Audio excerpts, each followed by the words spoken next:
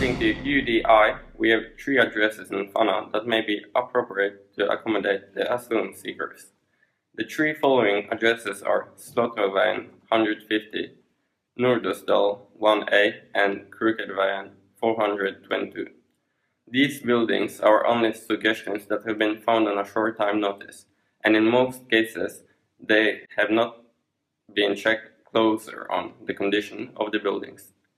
Those buildings would be only used as a temporary solution until we have the final decision from UDI. The temporary solution is a result of the large flow of asylum seekers who are coming to Bergen. In future, UDI want to take and use buildings as old schools, priest and nurse houses. This would then be a long-term solution. UDI needs to tell us about closer needs of the buildings, but we are not that far in our investigation. Fan High School. Rune Haugsdal, the county executive, wants to put down Fan High School. The reason for this case is too many high school places in Bergen area that are offering general studies. Overcapacity for the school year 2016 and 2017 is assessed between 850 and 1150 student places. This is not the first time Fan High School have been in such discussion, but Rune Haugsdal reminds us that this time we have a bigger economical challenge in Hordaland County than the previous times. The politicians representing this case have to choose what they think is a bright option for the environment. An emergency room at Landas. An old college in Bergen is being used as an emergency reception.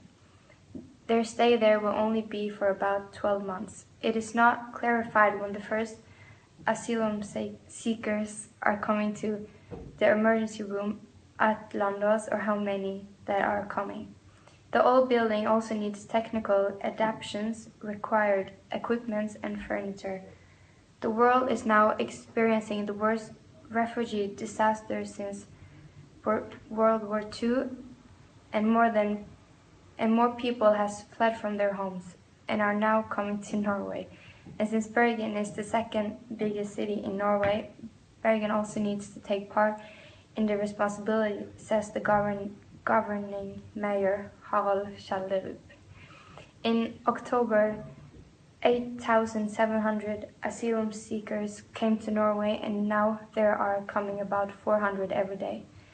It's the Norwegian People's Aid that is going to drive the reception. They are especially good to cooperate with volunteers. Asylum seekers walked in 2 hours to complain about too little food, bad internet and bad washing. There were about 60 asylum seekers who marched in 2 hours to complain about the bad circumstances. They walked from emergency room on Kolstad, which is outside Sarpsborg, to the city this Saturday evening. There are about 180 people who live there.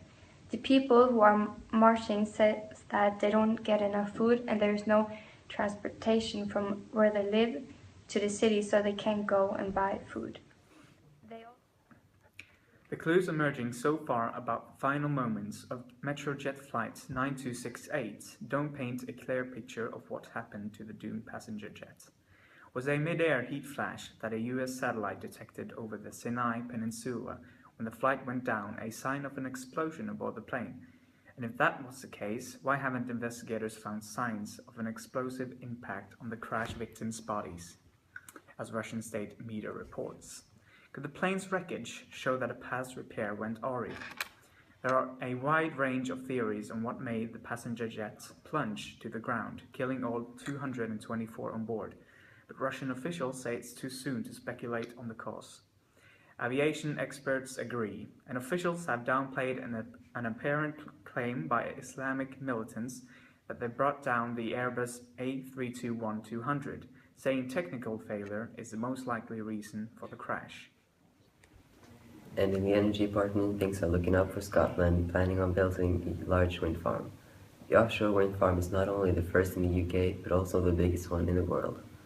The new development, called Wind, is to be installed 16 miles or 25 kilometers off the shore of Scotland's easternmost point, by the Norwegian company Statoil. This huge wind farm will make enough electricity to provide 20,000 homes a year, which is about 135 gigawatts hour of electricity. For comparison, a small nuclear power plant in the United States, which is also a non-fossil fuel source for energy, will produce more than 4,000 gigawatts hours of electricity each year, approximately. If operating at full capacity. Although both wind and nuclear powers have very low carbon footprints, even small nuclear power plants produce more energy than the world's largest offshore wind farm. Despite the dramatic growth in popularity of gluten-free food, studies have failed to find that they provide any health benefits for people who have not been diagnosed with intolerance to gluten. New research has now produced that the largest database of gluten-free products showing that gluten-free products are not nutritionally superior to gluten-containing products, but they are more expensive. The aim of the study was to compare the nutrients in gluten-containing products versus gluten-free. This was done by looking at 63 gluten-free products and 116 gluten-containing products from 12 different Austrian supermarkets. The studies show almost no difference between them. The amount of carbohydrates and fats and fiber were about the same. Gluten-free products on average had lower content of protein. There were differences regarding vitamins and minerals, but they were tolerable. Gluten-free products had lower cholesterol and salt, but they lacked zinc and potassium.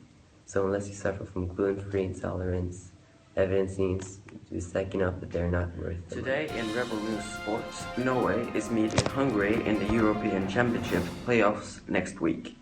It is going to be a neighbor duel when Sweden takes off Denmark in the playoffs. Hungary is now the last obstacle for Norway making it into the European Championship 2016. This was the best outcome for Norway in the draw. Some say it was the dream draw, but in Hungary's last 5 matches, they won 4 and 1 tie. Per-Mathias Høgmo, the manager of Norway, said it's not going to be an easy match.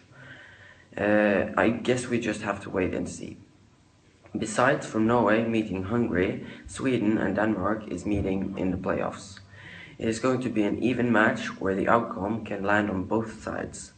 Zlatan Ibrahimovic, football player on Sweden, say European Championship 2016 is unimaginable without him in it. Zlatan is therefore going to do everything he can to get Sweden to the championships.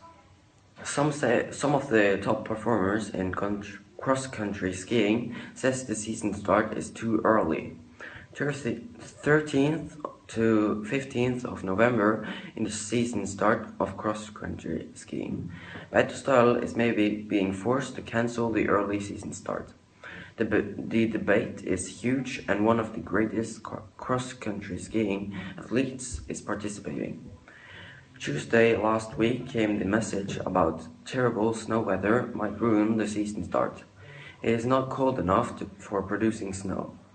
A couple of days ago decided the leader of the Beitosprint to put his foot down and expedite the season start. On social medias you can take part of the debate with your opinion about the early season start.